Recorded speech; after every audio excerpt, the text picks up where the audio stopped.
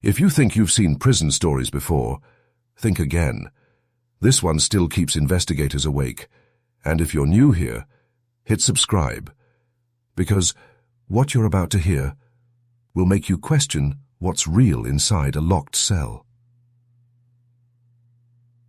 The night of January 17th, 2009, began like every other inside Stonebridge Correctional Facility, a mid-security prison buried deep in northern Pennsylvania.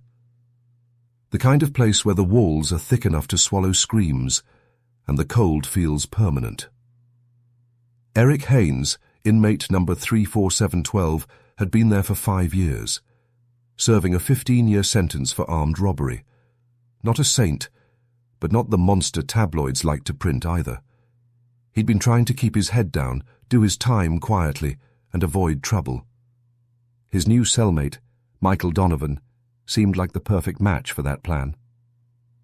Michael was polite, almost too polite.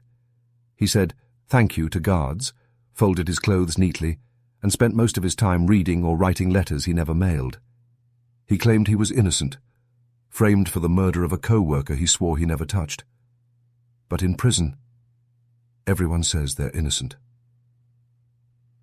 That night, lights went out at 10 p.m. sharp.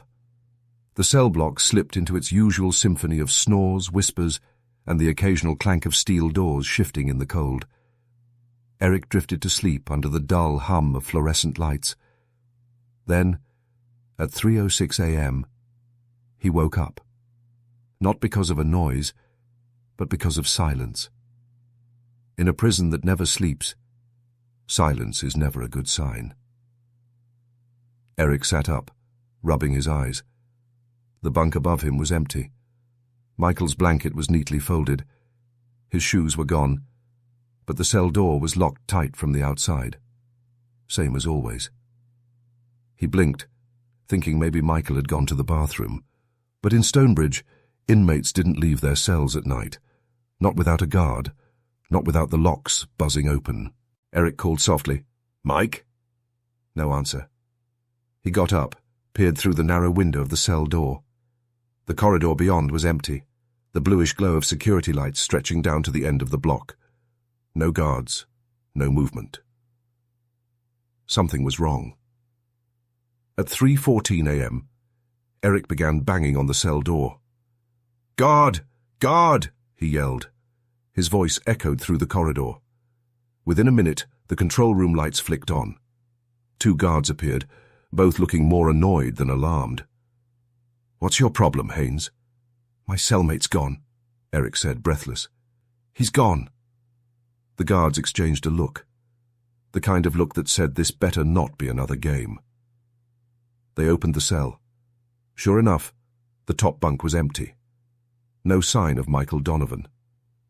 The guards checked the hallway, the showers, the toilets, every locked cell door. Nothing. No forced entry. No broken locks. By 3:25 a.m., the entire block was on lockdown. Sirens wailed. Floodlights filled the halls. A head count confirmed it. 1 inmate missing. Michael Donovan, inmate number 45106. Gone. By morning, the prison warden, a thick-set man named Arthur Glenn, stood in disbelief in front of cell 42B. The door was intact, the window unbroken. The security footage, however, was the real mystery. From 2:58 a.m. to 3:04 a.m., the surveillance feed for that entire block glitched out. 6 minutes of static. When it came back, Michael was gone. The footage before the glitch showed him lying in bed, motionless. The next frame showed an empty bunk. No alarms had been tripped, no emergency codes logged. It was as if Michael had walked through the wall. Detectives from the Fayette County Sheriff's Department arrived that afternoon. They interrogated Eric for hours. "You're telling us you didn't hear anything? Not a door, not footsteps, nothing?" Eric shook his head. Nothing. 1 second he was asleep. The next, gone. They tore apart the cell, looking for hidden panels, tunnels, even loose bricks. The cell was solid concrete, sealed decades ago. No crawl spaces, no vents big enough for a man. When they checked Michael's locker, They found only a few personal items, a Bible, some letters, a half-written note. The note read, "It wasn't supposed to happen this way. Tell my sister I forgive her." The handwriting was shaky, almost unreadable. But what caught investigators' eyes was what came after the signature. A small drawing of a key sketched in blue ink, with a single number written beside it, 314. The same time, Eric had woken up. Rumors spread through the prison faster than contraband. Some said Michael had faked his death and was hiding in the vents. Others said a guard had helped him escape. A few even whispered that Michael had been taken, not escaped. By day 3, the investigation had widened to every corner of Stonebridge. Ground teams searched the perimeter. K9 units combed nearby woods. Helicopters scanned the area. Nothing. The warden grew paranoid. Guards were interrogated one by one. One guard, Officer Bailey, admitted he'd fallen asleep for 10 minutes around 3:02 a.m. Another said the power had flickered. It didn't add up. When Eric was interviewed again, he mentioned something strange. "Before I fell asleep," he said, "Michael was praying, over and over. He said, 'They can't find me if I forgive them first.' I didn't think much of it."